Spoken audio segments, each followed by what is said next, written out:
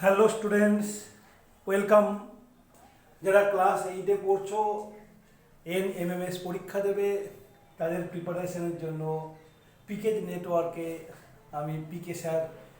আজকের ভিডিও আমাদের life science বা জীবনবিজ্ঞানের উপর। এর আগে একটি ভিডিও দিয়েছিলাম, সেখানে মহামারীর অধ্যায়ে বেশ কতগুলো রোগ নিয়ে আলোচনা করেছি। আজকের বাদবাকি রোগগুলো নিয়ে আলোচনা করব। তোমাদের বই থেকে যে তথ্য পাচ্ছি তার উপর ভিত্তি করেই আলোচনা চলছে। তো আজকের প্রথম যে রোগটা নিয়ে আমরা পড়বো সেটা হলো স্মল পক্স, যাকে আমরা গুটি বসন্ত বলি। এর অপর নাম রেড প্লেগও বটে। এটা একটা ভাইরাস ঘটিত রোগ।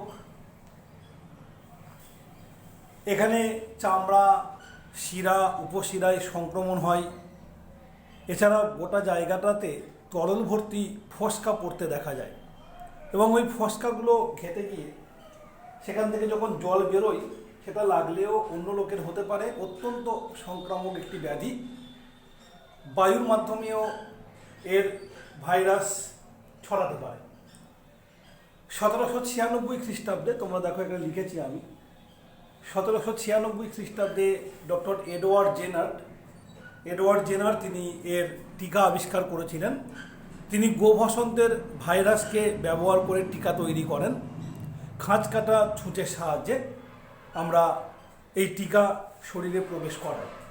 একটা সময়তে স্কুলে গিয়েও টিকাকরণ হয়েছে, এবং যথেষ্ট পরিমাণ টিকাকরণের ফলে আজকের আমরা এই রোগটাকে নির্মূল করতে পেরেছি। এখনও স্মল পক্স হতে দেখা যায়, তবে সেটা মারাত্মক আকার কখনোই ধারণ করে না। এরপরে আমরা যেটা লিখেছি এখানে দেখো, কালা জ্বর, যার অপর নাম হলো দমদম জ্বর। লিসম্যানিয়া নামক একটি প্রোটোজোয়া, যার নাম হচ্ছে লিসম্যানিয়া ডোনোভ্যানি, এই নামটা নেওয়া হয়েছে কেন একটু পরে বলবো। এই লিসম্যানিয়া ডোনোভ্যানি নামক যে প্রোটোজোয়া বা আদ্য প্রাণী, তার জন্য এই রোগটি হয়ে থাকে। এই রোগের মূল লক্ষণগুলো দেখো, পরেই লেখা আছে। ধারাবাহিক জ্বর, খিদে কমা, ওজন কমে যাওয়া, প্লীহা বেড়ে যাওয়া, অ্যানিমিয়া বা রক্তাল্পতা এই রোগের অন্যতম লক্ষণ। একদম ডান দিকে নীল কালিতে লেখা দেখো এখানে, এই যে বেলে মাছি হলো এই প্রোটোজোয়াটির বাহক। সরাসরি মানুষের শরীরে এই রোগ প্রবেশ করে না, বেলে মাছির কামড় থেকে হয়ে থাকে। 1901 সালে ব্রিটিশ চিকিৎসক লিসম্যান দমদমে এক রোগীর দেহে এই রোগের জন্য দায়ী জীবাণুটিকে প্রথম লক্ষ্য করেন। খুব শীঘ্রই তৎকালীন মাদ্রাজের ক্যাপ্টেন চার্লস ডোনোভ্যান লিসম্যানের আবিষ্কারের সত্যতা মেনে নেন। তখন মাদ্রাজের যিনি ক্যাপ্টেন ছিলেন, তিনি লিসম্যানের এই আবিষ্কারটাকে মেনে নিয়েছিলেন। সেই জন্য এই রোগের যে জীবাণু, সেই প্রোটোজোয়ার নাম হলো লিসম্যানিয়া ডোনোভ্যানি। 1922 সালে বাঙালি বিজ্ঞানী উপেন্দ্রনাথ ব্রহ্মচারী কালাজ্বরের ওষুধ আবিষ্কার করেছিলেন। এরপরে যে রোগটি, সেটা ডায়রিয়া।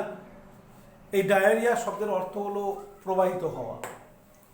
রোটা ভাইরাস নামক একরকম ভাইরাসের জন্য ডায়রিয়া হতে দেখা যায়। ডায়রিয়া কম বেশি প্রতি বছরই হয়ে থাকে। দূষিত খাবার, দূষিত জল খাওয়ার ফলে এই রোগটি হয়। মূলত পেটের একটি সমস্যা। শরীর থেকে প্রচুর জল বেরিয়ে যায়, আমাদের তরল পায়খানার মাধ্যমে জলটা বেরিয়ে যায়। শরীরের পাক রস নষ্ট হয়, ফলে ভালো হজম হয় না। শরীরের জল সাম্য, অম্লক্ষার সাম্য, লবণের সাম্য নষ্ট হয়। এখানে লিখেছি দেখো ORS। এই ORS এর পুরো নাম হলো ওরাল, অর্থাৎ মুখের মাধ্যমে খাওয়ানো হয়। রিহাইড্রেশন, অর্থাৎ পুনরায় জল যোগ করার জন্য। জল তো কমে যাচ্ছে, এই রিহাইড্রেশন, পুনরায় জল যোগ করার জন্য। সলিউশন, বা কেউ কেউ বলে সল্ট, একই কথা। কিছু সল্ট আছে বা কিছু লবণ রয়েছে, যার মধ্যে অতি অবশ্যই সোডিয়াম, পটাশিয়াম এই সমস্ত আয়ন আছে। সেই সল্টগুলোকে জলে গুলে আমরা যেটা তৈরি করি, তার নাম হচ্ছে সলিউশন। তাহলে ওরাল রিহাইড্রেশন, এই কথাটা কোনো মতে আর দ্বিমত নেই। বাট এটার জন্য সলিউশন বা সল্ট তুমি যা ইচ্ছা ব্যবহার করো না কেন, ওই সলিউশন তৈরি করেই তোমাকে খাওয়াতে হবে। সল্ট বললেও সেটা জলে গুলে খাওয়াতে হবে। বাড়িতেও আমরা ORS বানাতে পারি। পরিষ্কার জল ভালোভাবে ফুটিয়ে নিয়ে 1 লিটার জলে সামান্য একটু চিনি এবং 1 চিমটা মতো নুন মিশিয়ে দিয়ে আমরা ORS তৈরি করতে পারি। ওআরএসের পরিবর্তে অনেকে ডাবের জল ব্যবহার করেন, তবে সেটা কতদূর বিজ্ঞানসম্মত সেটা আমার অতটা ঠিক জানা নেই, তবে অনেকে ব্যবহার করেন, ডাবের জলও অনেকে ব্যবহার করে থাকেন। তবে ওই জল ভালোভাবে ফুটিয়ে সেটাকে ঠান্ডা করে নিয়ে তারপর তার মধ্যে সামান্য পরিমাণ নুন এবং চিনি যোগ করে বাড়িতেই আমরা ওআরএস তৈরি করতে পারি। এছাড়া ওষুধ দোকানে ওআরএস সল্ট কিনতে পাওয়া যায়, সেটা এনেও আমরা ভালো জল বলতে কলের জলকে ফুটিয়ে ঠান্ডা করে ছেঁকে নিয়ে ওই জলের মধ্যে আমরা ওই সল্টগুলোকে মিশিয়ে দিয়ে যে সলিউশন পাই সেটা বারবার খাওয়ালে এই রোগের হাত থেকে বাঁচা যেতে পারে।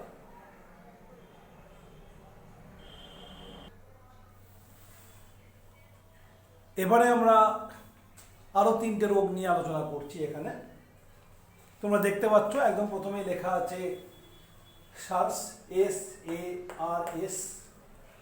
পুরো কথাটা নিচে লেখা হয়েছে, ছোট করেই লেখা হয়েছে সার্স।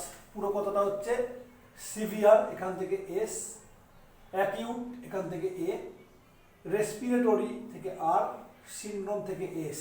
এই নিয়ে সিভিয়ার অ্যাকিউট রেসপিরেটরি সিনড্রোম বা সার্স। এটা ভাইরাস ঘটিত রোগ। ভাইরাস শব্দের অপর অর্থ হচ্ছে বিষ।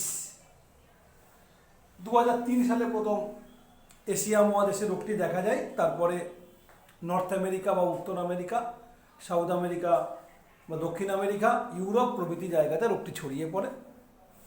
প্রবল জ্বর, মাথা যন্ত্রণা, শরীরে ব্যথা এই রোগের অন্যতম লক্ষণ এবং এখানে শ্বাসযন্ত্র ক্ষতিগ্রস্ত হয়। মুখে মাস্ক পরে থাকতে হতো মানুষকে।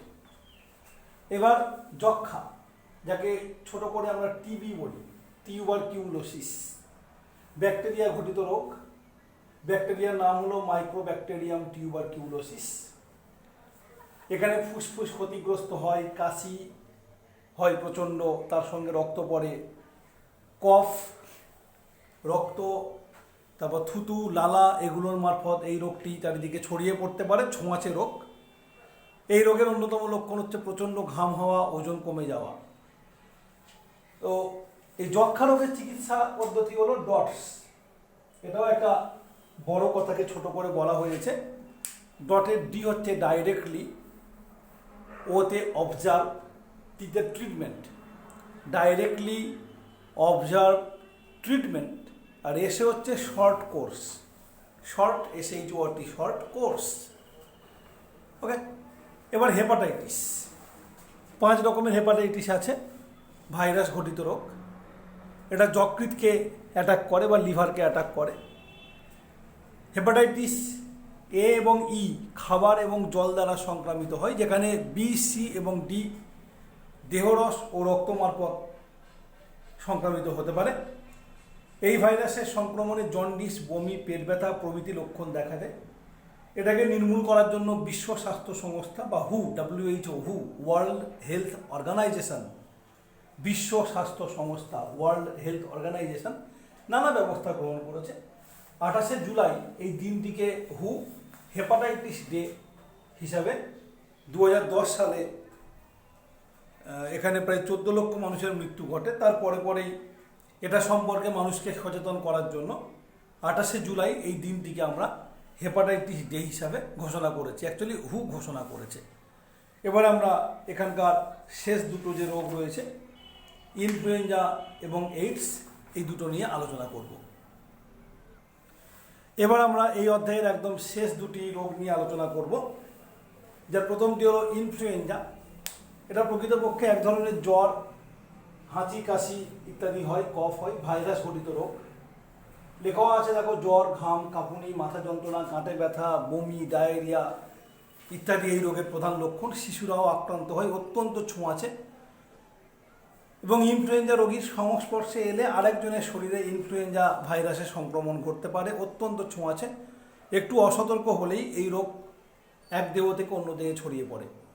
WHO বা ওয়ার্ল্ড হেলথ অর্গানাইজেশন তারা টিকাকরণের কর্মসূচি নিয়ে ইনফ্লুয়েঞ্জাকে তাড়াবার চেষ্টা করছেন। সর্বশেষ হচ্ছে এইডস। একটা বড় নাম ছোট করে বলা হয়েছে, অ্যাকোয়ার্ড ইমিউনো ডেফিসিয়েন্সি সিনড্রোম। এই হচ্ছে রোগটার নাম। এর কারণ হচ্ছে একটি ভাইরাস যার নাম HIV virus. HIV, human immuno deficiency virus. এই ভাইরাসের আক্রমণ হলে দেহের যে প্রতিরোধ ক্ষমতা সেটা সম্পূর্ণরূপে ধ্বংস হয়ে যায়। দেহের প্রতিরোধ ক্ষমতা বলতে আমাদের শরীরে একটা ব্যবস্থা রয়েছে যারা কিনা রোগ জীবাণুর বিরুদ্ধে প্রতিরোধ গড়ে তোলে। তোমরা জানো যে রক্ত হচ্ছে আমাদের শরীরে সর্বত্র সঞ্চালিত হয় এবং রক্তের মাধ্যমে আমরা প্রয়োজনীয় দ্রব্যগুলো আমাদের কোষে পাই বা কোষ থেকে বিপাকজাত পদার্থগুলো দূরে সরে যায়। সেই রক্তে বেশ কিছু কোষ রয়েছে, যেমন শ্বেত রক্তকণিকার মধ্যে মনোসাইট, লিম্ফোসাইট, এই যে কোষগুলো রয়েছে এদের কাজই হলো রোগ জীবাণুকে ধ্বংস করা। তারা রোগ জীবাণুকে চিনে চিনে সেই মতো করে পদার্থ তৈরি করে সেগুলোকে ধ্বংস করে। তো এই যে ব্যবস্থাটা, এটার নাম হচ্ছে ইমিউনিটি ব্যবস্থা বা অনাক্রম্যতা বাংলাতে বললে। তো এই ভাইরাস কী করে, সেই অনাক্রম্যতাকে নষ্ট করে দেয়। ফলে সমস্ত রকম রোগ এক এক করে শরীরে বাসা বাঁধে। কাশি, হাঁচি, ডায়রিয়া, এমন কি রোগ নেই। তোমরা এখানে বই পড়লে দেখতে পাবে যক্ষা, ইনফ্লুয়েঞ্জা, ডায়রিয়া, জ্বর, যন্ত্রণা, গলা ব্যথা থেকে শুরু করে দ্রুত ওজন হ্রাস পেয়ে মানুষ মৃত্যুর দিকে এগিয়ে যায়। রক্তের মাধ্যমে, দেহরসের মাধ্যমে, লালার মাধ্যমে দ্রুত এই রোগ সংক্রামিত হয়। তো এখন এডস নিয়ে অতটা কথা শোনা যায় না, কিন্তু যখন প্রথম এই এডসের কথাটি উঠেছিল তখন আমরা প্রায়শই শুনতাম এডস নিয়ে সতর্কতা বাণী রেডিও, টিভি মারফত বা খবরের মারফত দেওয়া হতো। এখন দেখবে তোমরা ভালো করে খেয়াল করবে, একটি মাত্র ইঞ্জেকশন যখন কাউকে দেওয়া হয় তখন সেই ইঞ্জেকশনটার সঙ্গে সঙ্গে ডাক্তার দিদিমণি কী করেন না, ওটাকে আগুনে বা ইলেকট্রিকের মাধ্যমে ওটাকে নষ্ট করে দেয়, ছুঁচটাকে আর ব্যবহার করা যায় না, ফেলে দেয়। তো আগে কিন্তু এমনটা ছিল না। আগে একটি সিরিঞ্জে একাধিক লোককেই কিন্তু ইঞ্জেকশন দেওয়া হতো, কাঁচের সিরিঞ্জ অবশ্য ব্যবহার করা হতো তখন।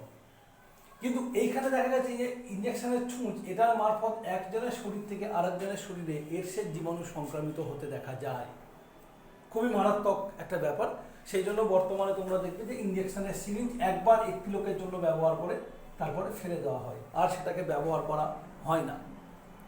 ঠিক আছে, একজন এডস রোগীর দেহরস বা রক্ত অন্য কারোর সঙ্গে বা সুস্থ লোকের সঙ্গে যদি সংস্পর্শ হয়ে যায় তখন কিন্তু এডস রোগটি ছড়িয়ে পড়তে পারে। অনেকে ওই সময় ভয়ে নাপিতের দোকানে গিয়ে চুল দাড়ি কাটাও বন্ধ করে দিয়েছিল, যে কী হবে যদি দাড়ি কাটতে কাটতে কারোর গাল কেটে যায়, আর তারপর সেই ব্লেড দিয়ে আমার দাড়ি কামাতে গিয়ে আমারও গাল কেটে যায়। হ্যাঁ, এটাও কিন্তু একটা সম্ভাবনা ছিল। আগে আমরা দেখতাম ছোটোবেলায় একই ব্লেডে একাধিক লোকের দাড়ি চাঁচা হতো, একটা খুর ব্যবহার করা হতো, সেই খুর দিয়ে একের পর এক লোকের দাড়ি কাটা হতো বা চাঁচা হতো। কিন্তু এখন সেটা হয় না, প্রত্যেকটা লোকের জন্য আলাদা আলাদা ব্লেড অন্ততপক্ষে ব্যবহার করতে আমরা দেখি। তো এই জিনিসগুলো হয়েছে, মানুষ সচেতন হয়েছে, ফলে এই রোগের সংক্রমণের হাত থেকে মানুষ অনেক বেঁচেছে। প্রথম দিকে আর কোনো ওষুধ ছিল না, কিন্তু পরের দিকে কিছু কিছু ওষুধ ব্যবহার করা হয়েছে, চিকিৎসা পদ্ধতি এসছে, ফলে সেই ওষুধগুলো ব্যবহার করার ফলে রোগটি এখনও রয়েছে, তবে আর অতটা ভয়ের কারণ এই রোগ থেকে আর দেখা যায় না প্রথম যেভাবে হয়েছিল। তোমরা সবাই করোনা দেখেছো, প্রথম কতটা ভয় ছিল মানুষের, কিন্তু এখন করোনা তুলনামূলক অনেকটা সাধারণ একটা রোগে পরিণত হচ্ছে। তার কারণ হচ্ছে চিকিৎসা ব্যবস্থা উন্নত হয়েছে, তার ওষুধ আমরা কিছু দিচ্ছি। এরা অনেক কিছুর ওপর ডিপেন্ড করে একটা রোগ মহামারী হবে কিনা, তোমরা প্রথম ক্লাসে দেখেছো। তো ঠিক আছে, তো এখানে আমরা মহামারী আলোচনাটা শেষ করলাম। জীবনবিজ্ঞান সংক্রান্ত এবং ভৌতবিজ্ঞান সংক্রান্ত প্রশ্ন একসঙ্গে তোমরা মঙ্গলবার দিনে তোমাদের চ্যানেলে পাবে বা তোমাদেরকে যে হোয়াটসঅ্যাপে পৌঁছে যাবে, তোমরা উত্তরগুলো করে দিও। ঠিক আছে, তো এখানেই আমি জীবনবিজ্ঞানের ভিডিওটা শেষ করছি। সবাই ভালো থাকবে।